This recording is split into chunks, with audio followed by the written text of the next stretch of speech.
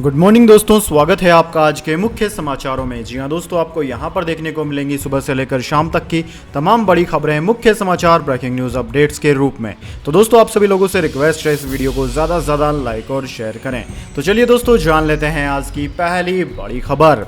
लोकसभा में central university bill pass, Rajya Sabha में खड़गे बोले ईडी सीबीआई का दुरुपयोग कर रही है सरकार, संसद ने पास किया एंटी डोपिंग बिल। जी हां दोस्तों, संसद के मानसून सत्र का आज 13वां दिन था। संसद के दोनों सदनों की कार्यवाही एक बार फिर शुरू हो गई। लोकसभा में केंद्रीय शिक्षा मंत्री धर्मेंद्र प्रधान ने सेंट्रल यूनिवर्सिटी बिल 2022 पेश किया। इसके बाद विपक्षी सदस्यों ने महंगाई और अन्य मुद्दों को लेकर हंगामा शुरू कर दिया। इसके चलते सदन की कार्यवाही शाम तक के लिए स्थगित कर दी गई थी। इसके बाद जब कार्यवाही शुरू हुई तो सेंट्रल यूनिवर्सिटी बिल 2022 लोकसभा द्वारा पारित कर दिया गया। यह बिल केंद्रीय विश्वविद्यालय अधिनियम 2009 में संशोधन करता है, जिसमें विभिन्न राज्यों में केंद्रीय विश्वविद्यालय स्थापित करने का प्रावधान है। दोस्तों, सदन में सरकार ने पर्सनल डेटा प्रोटेक्शन बिल 2021 वापस ले लिया। आईटी मंत्री अश्विनी वैष्णव ने बिल वापस लेने का प्रस्ताव किया, जिसे सदन ने ध्वनि मत से स्वीकार कर लिया। सरकार इसकी जगह नया बिल लाएगी, जो कि कानूनी रूप से भी मंजूर होगा। लोकसभा की कार्यवाही गुरुवार तक के लिए स्थगित कर दी गई है। दोस्तों, राज्यसभा ने नेशनल एंटी डोपिंग बिल को ध्वनि मत से सर्वसम्मति से पारित कर दिया। विपक्ष और ट्रेजरी बेंच ने लगभग 4 घंटे की चर्चा में हिस्सा लिया। खेल मंत्री अनुराग ठाकुर ने बताया कि नेशनल एंटी डोपिंग बिल से खेल और खिलाड़ियों को लाभ मिलेगा, क्योंकि अगर कोई व्यक्ति डोप करता है, वह टेस्ट में पाया जाता है, तो उसकी भागीदारी खत्म हो जाती है और मेडल जीतने की संख्या भी कम हो जाती है। इसके बारे में जागरूकता बढ़ेगी। वहीं दोस्तों, राज्यसभा में विपक्ष के नेता मल्लिकार्जुन खड़गे ने कहा कि केंद्र सरकार ईडी सीबीआई इनकम टैक्स का गलत इस्तेमाल कर रही है। देश में इंडिपेंडेंट ऑटोनोमस बॉडीज का गलत इस्तेमाल हो रहा है। विपक्ष के नेता ने कहा कि सरकार राजनीतिक विरोधियों के खिलाफ भेदभाव कर रही है, लोकतांत्रिक सरकार को गिराने का काम कर रही है। इसके बाद दोस्तों, अगली बड़ी खबर। बिना खिड़की वाले कमरे में रखा, संजय रावत की जज से शिकायत, ईडी ने अब पत्नी को भी भेजा समन। जी हां दोस्तों, मनी लॉन्ड्रिंग केस में 5 दिन से परिवर्तन निर्देशालय की हिरासत में चल रही शिवसेना सांसद संजय रावत को बुधवार को मुंबई की विशेष अदालत में पेश किया गया। संजय रावत ने कोर्ट में बताया कि हिरासत के दौरान केंद्रीय एजेंसी ने उन्हें एक ऐसे कमरे में रखा जिसमें न खिड़की है और न ही वेंटिलेशन है। वहीं कोर्ट ने संजय को एक बार फिर ईडी की हिरासत में भेज दिया है। संजय को अब 8 अगस्त तक कस्टडी में भेजा गया है, यानी कि अब उन्हें 5 दिन तक और हिरासत में रहना होगा। इससे पहले रावत को 1 अगस्त को ईडी के स्पेशल कोर्ट में पेश किया गया था। वहीं ईडी ने अब संजय रावत की पत्नी वर्षा रावत को भी money laundering case Patra Chola जमीन घोटाले में तलब किया है। इससे पहले वर्षा रावत से ईडी ने दिसंबर 2020 में एक बार पीएमसी बैंक घोटाला मामले में पूछताछ की थी। तब प्रवीण रावत की पत्नी माधुरी रावत के जरिए उनके खाते में 55 लाख रुपए ट्रांसफर किए जाने के संबंध में पूछताछ हुई थी। इधर दोस्तों, संजय रावत के भाई सुनील रावत ने कहा कि ईडी द्वारा दिखाए गए सभी लेन देन वैध हैं, हमें न्यायपालिका पर भरोसा है। आज कोर्ट ने उन्हें 8 अगस्त तक ईडी की हिरासत में भेजने का आदेश दिया है। संजय रावत बाला साहब ठाकरे के सच्चे शिवसैनिक है, वे कभी कोई भ्रष्टाचार नहीं करेंगे, बीजेपी उनसे डरती है। इसके बाद दोस्तों, अगली बड़ी खबर। चीन की ताइवान के खिलाफ मिलिट्री ड्रिल, ताइवान के समुद्री तट के पास 11 बैलिस्टिक मिसाइलें दागी, ताइपे ने कहा हम जंग के लिए तैयार हैं। जी हां दोस्तों, चीन और ताइवान के बीच विवाद बढ़ता जा रहा है। अमेरिकी संसद की स्पीकर नैन्सी पेलोसी के ताइवान से लौटते ही चीन और अग्रेसिव हो गया है। गुरुवार से चीन की पीपल लिबरेशन आर्मी पीएलए ने ताइवान के इर्द गिर्द 6 इलाकों में सैन्य अभ्यास शुरू कर दिया। इसी बीच ताइवान के रक्षा मंत्रालय ने दावा किया कि पीएलए ने ताइवान के उत्तर पूर्व और दक्षिण पश्चिम तट के पास 11 डोंगफेंग बैलिस्टिक मिसाइलें दागी। वहीं ताइवान आने जाने वाली करीब 50 इंटरनेशनल फ्लाइट्स को कैंसिल कर दिया गया। चीन ने इस मिलिट्री एक्सरसाइज को लाइव फायरिंग नाम दिया है। चीन के सरकारी मीडिया के मुताबिक यह मिलिट्री ड्रिल ताइवान तट से सिर्फ 16 किलोमीटर दूर की जा रही है। इसमें असली हथियारों और गोला बारूद का इस्तेमाल किया जा रहा है। यह एक्सरसाइज 7 अगस्त तक चलेगी। चीन पहले यह ड्रिल ताइवान से करीब 100 किलोमीटर दूर करता था, लेकिन नैन्सी के दौरे के बाद अब बेहद नजदीक पहुंच गया है। इसके बाद दोस्तों, अगली बड़ी खबर। दिल्ली के रोहिणी में मिला संदिग्ध सामान, इलाका सील, जांच में जुट गई पुलिस। जी हां दोस्तों, स्वतंत्रता दिवस के पहले दिल्ली के रोहिणी में संदिग्ध सामान मिला है। दिल्ली पुलिस ने इस बात की जानकारी दी गई है। मौके पर सीनियर अधिकारी मौजूद हैं। दिल्ली के रोहिणी इलाके में कुछ संदिग्ध वस्तु मिलने की कॉल पुलिस को मिली है। जानकारी के मुताबिक एक टिफिन नुमा चीज है। आसपास के इलाके को खाली करवा लिया गया है, इलाके को सील कर दिया गया है। स्पॉट पर डीबीएस की टीम पहुंच गई है। इसके बाद दोस्तों अगली बड़ी खबर, केजरीवाल ने पूछा क्या गुजरात चुनाव में अमित शाह को मुख्यमंत्री चेहरा बनाएगी बीजेपी। जी हां दोस्तों, आम आदमी पार्टी के संयोजक और दिल्ली के मुख्यमंत्री अरविंद केजरीवाल ने बुधवार को बीजेपी से एक बड़ा सवाल पूछा। उन्होंने एक ट्वीट किया और लिखा, आम आदमी पार्टी गुजरात में तेजी से बढ़ रही है, भाजपा पूरी तरह बौखलाई हुई है। क्या यह सच है कि आगामी विधानसभा चुनाव में भाजपा गुजरात में अमित शाह जी को सीएम चेहरा घोषित करने जा रही है? भूपेंद्र भाई पटेल के काम से क्या भाजपा भी नाराज है? दोस्तों आपकी नॉलेज के लिए बता दें, गुजरात में इसी वर्ष विधानसभा चुनाव होने वाले हैं। राज्य में आम आदमी पार्टी इस बार पूरी ताकत के साथ चुनावी मैदान में देखी जा रही है। यही वजह है कि आम आदमी पार्टी संयोजक अरविंद केजरीवाल लगातार गुजरात का दौरा कर रहे हैं। इसके साथ पंजाब में आम आदमी पार्टी की सरकार बनने के बाद योजनाओं के धरातल पर लाने के दावे कर रहे हैं। केजरीवाल गुजरात में अपना दिल्ली मॉडल भी पेश कर रहे हैं। दोस्तों आम आदमी पार्टी ने गुजरात में उम्मीदवारों के नामों की पहली सूची भी जारी कर दी है। गुजरात अध्यक्ष गोपाल इटालिया ने कहा कि वो खुद और पत्रकार से नेता बने इसुद्दीन गढ़वी दोनों लोग चुनाव लड़ेंगे। इसके अलावा किसान नेता भीमा भाई चौधरी को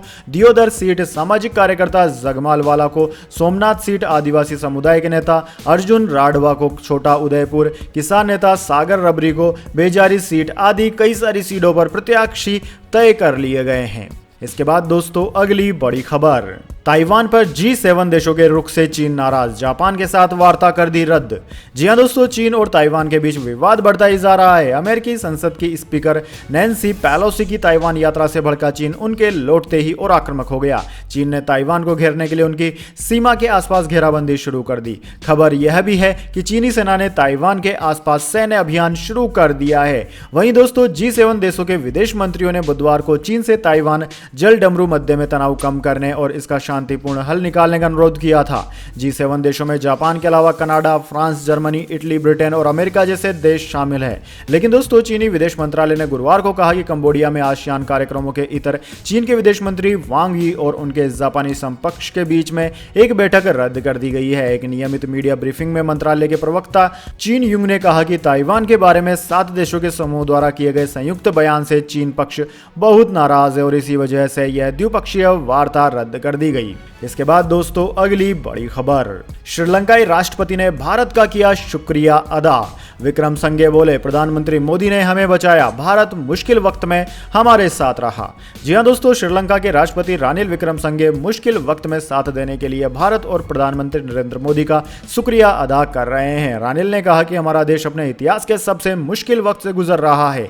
इस दौर में भारत और खासकर प्रधानमंत्री मोदी ने जो जीवन रक्षक सांसें दी है, इसके लिए हम उनका शुक्रिया अदा करते हैं। पिछले हफ्ते जब विक्रमसिंघे ने श्रीलंका के राष्ट्रपति पद की शपथ ली थी तो मोदी ने उन्हें फोन कर बधाई दी थी। दोस्तों मोदी ने कहा था कि मुझे खुशी है कि श्रीलंका मुश्किलों के बावजूद लोकतंत्र के रास्ते से डिगा नहीं। 7 दिन ठप रहने के बाद श्रीलंका इस संसद में बुधवार को काम शुरू हुआ। इस दौरान रानिल ने स्पीच दी, कहा, दुनिया हमारे हालात से वाकिफ है, कई देशों और संगठनों ने हमारी मदद की है, लेकिन मैं यहाँ भारत का जिक्र खास तौर पर करना चाहूंगा। हमें जो मदद भारत से मिली वो बेमिसाल है। भारत हमारा सबसे करीबी पड़ोसी है। ऐसे वक्त जबकि हम फिर अपने पैरों पर खड़े होने की कोशिश कर रहे हैं तो भारत हमारे साथ है।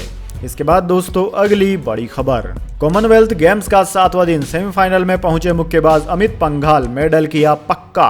PV Sindhu pre quarter final में पहुंची। जी हां दोस्तों, बर्मिंघम में चल रहे कॉमनवेल्थ गेम्स में गुरुवार को 7वें दिन के मुकाबले चल रहे थे। दोस्तों बॉक्सर अमित पंघाल अपना क्वार्टर फाइनल मुकाबला जीतकर सेमीफाइनल में पहुंच गए हैं और भारत के लिए एक और मेडल पक्का कर दिया है। अमित ने स्कॉटलैंड के लेनिन मूलिगन को 48 किलो वेट कैटेगरी में 5-0 से हराया। दोस्तों पीवी सिंधु ने विमेन सिंगल्स के राउंड 32 के मैच में मालदीव की फातिमा नबा को 21-4, 21-11 से हराया। वे प्री क्वार्टर फाइनल में प्रवेश कर गई। वहीं दोस्तों स्प्रिंटर हिमा दास ने विमेन 200 मीटर रेस के सेमीफाइनल्स के लिए क्वालिफाई कर लिया है। वे हीट 2 के टॉप पर रही। वहीं दोस्तों मंजू बाला विमेन्स हैमर थ्रो के फाइनल में पहुंच गई है। इसके बाद दोस्तों अगली बड़ी खबर, एयरटेल इसी महीने से शुरू करेगा 5G सर्विस। कंपनी ने एरिक्सन, नोकिया, सैमसंग से मिलाया हाथ। जियो 15 अगस्त को सर्विस लॉन्च कर सकती है। जी हां दोस्तों, देश में इसी महीने से 5G सर्विस शुरू हो जाएगी। इसकी शुरुआत दूसरी सबसे बड़ी टेलीकॉम कंपनी एयरटेल करने जा रही है। इसके लिए दोस्तों कंपनी ने एरिक्सन, नोकिया और सैमसंग के साथ एग्रीमेंट साइन किया है। उधर दोस्तों जियो ने भी 15 अगस्त को पूरे देश में 5G नेटवर्क सर्विस लॉन्च करने के संकेत दे दिए हैं। 5G लॉन्च होने के बाद इंटरनेट की स्पीड बढ़ जाएगी। एयरटेल के एमडी और सीईओ गोपाल विठल ने बताया कि कंपनी पूरी दुनिया के बेस्ट टेक्नोलॉजी पार्टनर्स के साथ काम करके देश के कस्टमर्स को 5G कनेक्टिविटी का फुल बेनिफिट देगी। दोस्तों, टेलीकॉम मिनिस्टर अश्विनी वैष्णव ने कुछ दिन पहले कहा था कि 5G सर्विस का टैरिफ इंडस्ट्री तय करेगी, इसलिए हमें इंतजार करना होगा और देखना होगा। वहीं इंडस्ट्री एक्सपर्ट्स को उम्मीद है कि 5G सर्विसेज के टैरिफ को 4G के बराबर लाने से पहले शुरुआत में इसे 10-15% के प्रीमियम पर पेश किया जाएगा। इसके बाद दोस्तों, अगली बड़ी खबर, ईडी ने अर्पिता मुखर्जी के एक और आवास पर की छापेमारी, पहले करोड़ों रुपए हो चुके हैं बरामद। जी हां दोस्तों, ईडी की टीम ने पश्चिम बंगाल में पंडितिया रोड के फोर्ट ओएस स्थित अर्पिता मुखर्जी के आवास पर छापेमारी की है। ईडी की टीम रविंदर सरोवर पुलिस स्टेशन में जाने के बाद अर्पिता मुखर्जी के आवास पर गई। इससे पहले ईडी ने पार्थ चटर्जी और उनकी करीबी अर्पिता मुखर्जी के वित्तीय संबंधों को देखने वाली सामग्री को अदालत के सामने रखा। एजेंसी ने अदालत को बताया कि अर्पिता मुखर्जी ने पूछताछ के दौरान उन्हें मेंबर्स एपीआई यूटिलिटी सर्विसेज के बैंक खाते के बारे में बताया था, जिसमें दोनों की 50-50 लाख की साझेदारी थी और डीड 2012 में निष्पादित हो गई थी। दोस्तों, बुधवार को ईडी ने शांति निकेतन के एक फार्म हाउस पर भी छापेमारी की थी। ईडी के अधिकारियों ने कहा था कि 2012 में चटर्जी और मुखर्जी ने संयुक्त रूप से प्लॉट खरीदा था, जबकि 2020 में अर्पिता मुखर्जी के नाम पर म्यूटेशन किया गया था। इसके बाद दोस्तों, जान लेते हैं अगली बड़ी खबर। जस्टिस यूवी ललित होंगे देश में अगले मुख्य न्यायाधीश, महज 74 दिनों का होगा कार्यकाल। जी हां दोस्तों, मुख्य न्यायाधीश एनवी रमन्ना ने देश के अगले मुख्य न्यायाधीश के लिए जस्टिस यूयू ललित के नाम की कानूनी मंत्रालय को सिफारिश की है। इससे पहले कानून मंत्री ने सीजेआई रमन्ना को चिट्ठी लिखकर पूछा था कि उनका उत्तराधिकारी कौन है। सीजेआई रमन्ना 26 अगस्त को सेवानिवृत्त हो रहे हैं। जस्टिस ललित 27 अगस्त को 49वें सीजेआई के रूप में शपथ लेंगे। उनका कार्यकाल महज 74 दिन का होगा। दोस्तों, सीजेआई के रूप में जस्टिस ललित उस कॉलेजियम का नेतृत्व करेंगे जिसमें justice Chandrachud, justice Chol, justice Nazeer और जस्टिस इंदिरा बनर्जी शामिल होंगे। दोस्तों, जस्टिस बनर्जी के 23 सितंबर को सेवानिवृत्त होने के साथ ही जस्टिस के एम जोसेफ कॉलेजियम में प्रवेश करेंगे। जस्टिस ललित 8 नवंबर को सीजेआई के रूप में सेवानिवृत्त होंगे। इसके बाद जस्टिस चंद्रचूड़ 50वें सीजेआई के तौर पर नियुक्त होंगे। इसके बाद दोस्तों, अगली बड़ी खबर, अजरबैजान ने आर्मेनिया पर कर दिया हमला, खारबाग इलाके में बम बरसाए, 3 की मौत। रूस बोला अजरबैजान ने सीज फायर तोड़ा। जी हां दोस्तों, आर्मेनिया और अजरबैजान के बीच विवादित क्षेत्र नागोर्नो खारबाग को लेकर एक बार फिर से युद्ध शुरू हो गया है। न्यूज एजेंसी के मुताबिक 3 अगस्त को अजरबैजान ने खारबाग में बम बरसा दिए, जिसमें 3 सैनिकों की मौत हो गई। आर्मेनिया ने कहा कि अजरबैजान ने इस क्षेत्र के कई इलाकों पर भी कब्जा कर लिया है। इसे लेकर रूस ने भी अजरबैजान पर सीज फायर तोड़ने का आरोप लगाया। हालांकि दोस्तों, अजरबैजान ने सभी आरोपों को खारिज कर दिया है। सेना ने कहा कि आर्मेनिया ने पहले हमला किया और हमारे एक जवान को मार दिया, हमने जवाबी कार्यवाही की है। इसके बाद दोस्तों, अगली बड़ी खबर, देश में कोरोना का खतरा फिर बढ़ा, 24 घंटे में 47 मरीजों की मौत, 17,135 नए मामले आए सामने। हरिद्वार जेल में 70 कैदी हुए पॉजिटिव। जी हां दोस्तों, देश में पिछले 24 घंटे में 17,135 मरीजों में कोरोना के लक्षण मिले हैं। वहीं 47 मरीजों की मौत हो गई है। दोस्तों, महाराष्ट्र में कोरोना का सबसे ज्यादा 7 मरीजों की मौत हुई। राज्य में 1932 नए केस भी मिले हैं। इससे पहले सोमवार को कोरोना के 16,492 केस मिले थे, जबकि 45 लोगों की मौत हुई थी। दोस्तों, दुनिया भर की बात करें तो पिछले 24 घंटे में कोरोना के 6 लाख से ज्यादा केस मिले हैं। इस दौरान 1,128 मरीजों की मौत हो गई है। सबसे ज्यादा जापान में 1,95,000 केस मिले। हरिद्वार जिला जेल में 70 कैदियों की कोरोना पॉजिटिव रिपोर्ट आई है। कुछ कैदियों की रिपोर्ट आना अभी बाकी है। ऐसे में अनुमान लगाया जा रहा है कि संख्या भी बढ़ सकती है। पॉजिटिव पाए गए कैदियों को अलग अलग बेरक में शिफ्ट कर दिया गया। दोस्तों, राजस्थान में भी पिछले 24 घंटे में कोरोना के 343 केस आए हैं। हालांकि किसी भी मरीज की मौत नहीं हुई है। जयपुर में सबसे ज्यादा 109 केस मिले। राज्य में अब एक्टिव मरीजों की संख्या बढ़कर 2,209 हो गई है। इसके बाद दोस्तों, जाने अगली महत्वपूर्ण खबर, लेकिन उससे पहले मेरी आपसे छोटी सी रिक्वेस्ट है, अगर दोस्तों आपको अभी तक हमारी न्यूज पसंद आई है तो इसे एक छोटा सा लाइक जरूर दे दीजिए, और अगर आपको पसंद नहीं आई है तो बेशक आप डिसलाइक भी कर सकते हैं। साथ ही दोस्तों, अगर आपने अभी तक हमारे यूट्यूब चैनल को सब्सक्राइब नहीं किया है तो सब्सक्राइब करना तो बनता है, और बेल आइकन भी दबा लो ताकि हर वीडियो सबसे पहले आपके पास पहुंच जाए। तो चलिए जान लेते हैं अगली बड़ी खबर। शेयर बाजार उतार चढ़ाव के बाद धड़ाम, तमाम। सेंसेक्स निफ्टी लाल निशान में बंद। जी हां दोस्तों, भारतीय शेयर बाजार के लिए आज का दिन बेहद उतार चढ़ाव भरा रहा। गुरुवार सुबह तेजी के साथ खुलने के बाद दिन के ट्रेड के दौरान भारतीय बाजारों में फिर से बड़ी गिरावट देखी गई। आज हफ्ते के चौथे कारोबारी दिन शेयर बाजार हरे निशान पर बंद हुए। आज का कारोबार खत्म होने के बाद मुंबई स्टॉक एक्सचेंज का सूचकांक सेंसेक्स करीब 52 अंक नीचे गिरकर 58,298 अंकों पर बंद हुआ, तो निफ्टी केवल 6 अंकों की गिरावट के साथ 17,382 अंक पर बंद हुआ। इससे पहले दोस्तों सुबह भारतीय बाजार शानदार तेजी के साथ खुला था, लेकिन दिन के ट्रेडिंग सेशन के दौरान मुनाफा वसूली लौटने के चलते बाजार हरे निशान से लाल निशान में आ गया। आज सेंसेक्स और निफ्टी दोनों लाल निशान में बंद हुए। इसके बाद दोस्तों अगली बड़ी खबर, 128 साल बाद ओलंपिक में शामिल हो सकता है क्रिकेट, अगले साल मुंबई में होगा अंतिम फैसला। जी हां दोस्तों, क्रिकेट को ओलंपिक में शामिल करने की कवायद शुरू हो गई है। 2028 में लॉस एंजलिस में होने वाले ओलंपिक में इसे जगह मिल सकती है। अंतर्राष्ट्रीय ओलंपिक समिति ने क्रिकेट को समीक्षा खेलों में शामिल कर लिया है। यह खेल 128 साल बाद ओलंपिक में दिख सकता है। पिछली बार साल 1900 में पेरिस ओलंपिक में क्रिकेट खेला गया था, तब ब्रिटेन और मेजबान फ्रांस की टीमें ही खेली थी। लॉस एंजलिस में होने वाले ओलंपिक की आयोजन समिति और अंतर्राष्ट्रीय ओलंपिक समिति ने अंतर्राष्ट्रीय क्रिकेट परिषद को अपनी प्रस्तुति देने के लिए बुलाया था। आईसीसी द्वारा प्रस्तुत देने के बाद क्रिकेट को समीक्षा खेलों में शामिल कर लिया गया। इसके साथ 8 अन्य खेल भी हैं। Baseball, softball, flag football, lacrosse, break dancing, karate, kickboxing, squash और मोटर स्पोर्ट को भी इसमें जगह मिली है। इसके बाद दोस्तों अगली बड़ी खबर, गोल्ड सिल्वर प्राइस टुडे। जान लीजिए आज कितने बदले सोने चांदी के दाम। दोस्तों अमेरिकी डॉलर में तेजी के बावजूद गुरुवार को सोने की कीमत में तेजी आई। यूएस ट्रेजरी यील्ड में गिरावट से भी सराफा बाजार की अपील प्रभावित हुई है। सोने के साथ ही आज चांदी के दाम भी बढ़ गए हैं। एमसीएक्स पर सोना वायदा 0.66% यानी कि 339 रुपए की तेजी के साथ 51,728 रुपए प्रति 10 ग्राम पर कारोबार कर रहा था। हालांकि दोस्तों चांदी वायदा 0.34% यानी कि 194 रुपए की तेजी के साथ 57,748 रुपए प्रति किलोग्राम पर पहुंच गई। वहीं दोस्तों Indian Boolean and jewellers association की बात की जाए तो इसके मुताबिक हाजिर बाजार में शुद्धतम गुणवत्ता वाला सोना 51,566 रुपए प्रति 10 ग्राम पर बिका, जबकि चांदी की कीमत 57,309 रुपए प्रति किलोग्राम थी। दोस्तों सोने में 750 रुपए का उछाल आया, जबकि चांदी 2,500 रुपए प्रति किलोग्राम तक उछली है। इसके बाद दोस्तों अगली बड़ी खबर, सोनिया गांधी के बाद कांग्रेस के इस बड़े नेता को ईडी ने भेजा नोटिस। राहुल गांधी बोले डरेंगे नहीं। जी हां दोस्तों, इस मानसून सत्र के दौरान में आज भी जमकर हंगामा हुआ। कांग्रेस पार्टी ने केंद्रीय एजेंसियों के दुरुपयोग के आरोप को लेकर आज भी जबरदस्त हंगामा किया। वहीं राज्य में विपक्ष के नेता मल्लिकार्जुन खड़गे ने ईडी की तरफ से उन्हें समन जारी करने पर सवाल उठाए। मल्लिकार्जुन खड़गे ने संसद में कहा कि ऐसे समय पर जब पार्लियामेंट सेशन चल रहा है तो मुझे संसद सत्र के बीच में ईडी का नोटिस मिला। इसके बाद राहुल गांधी का बयान आया कि हम डरेंगे नहीं बल्कि मजबूती से लड़ेंगे। मल्लिकार्जुन खड़गे ने कहा कि जब पार्लियामेंट चल रही है मुझे ईडी का समन आता है, आप तुरंत आइए। मुझे 12:30 बजे जाना है। मैं कानून का पालन करना चाहता हूं, लेकिन जब सदन चल रहा है तो मुझे समन करना क्या यह उचित है? कल सोनिया गांधी और राहुल गांधी के घर का पुलिस ने घेराव किया था। क्या ऐसे में डेमोक्रेसी जीवित रहेगी? क्या हम संविधान के तहत काम कर पाएंगे? हम डरेंगे नहीं, हम फाइट करेंगे। हम आपसे अपील करते हैं कि इस मुद्दे पर चर्चा कीजिए। इसके बाद दोस्तों अगली बड़ी खबर, तिरंगे को लेकर प्रधानमंत्री मोदी से असदुद्दीन ओवैसी ने पूछा तीखा सवाल। आरएसएस के मुखपत्र का किया जिक्र।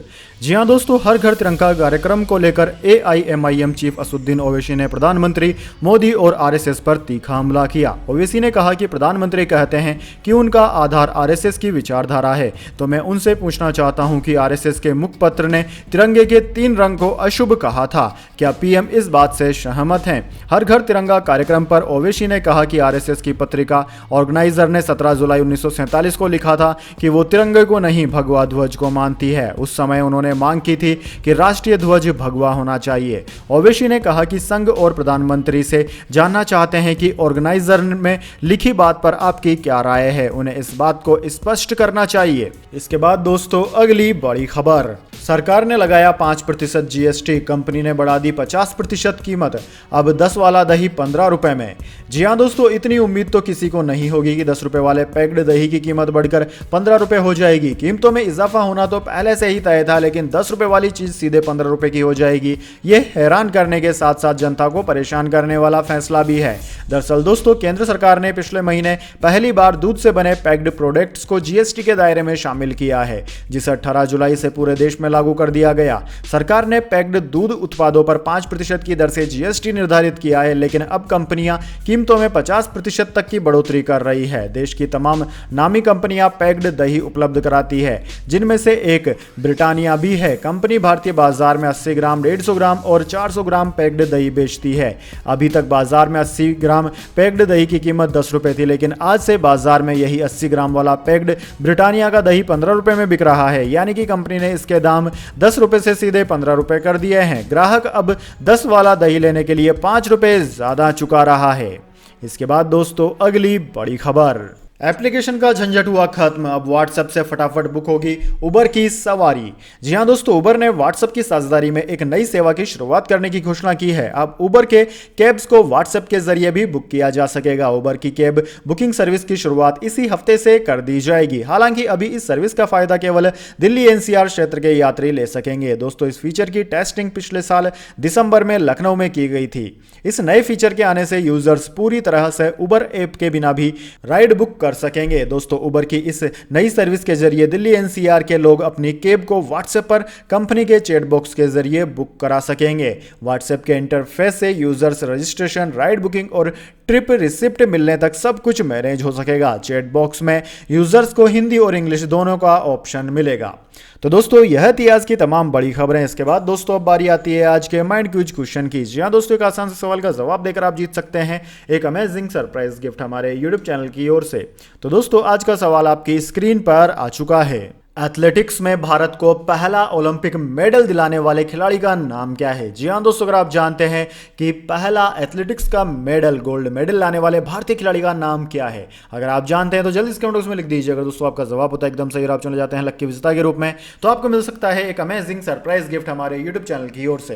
तो दोस्तों, जल्दी से अपना उत्तर कमेंट बॉक्स में लिख दीजिए, वीडियो को लाइक कर लीजिए और चैनल को सब्सक्राइब करके बेल आइकन भी दबा लीजिए। धन्यवाद। वंदे मातरम। जय हिंद, जय भारत।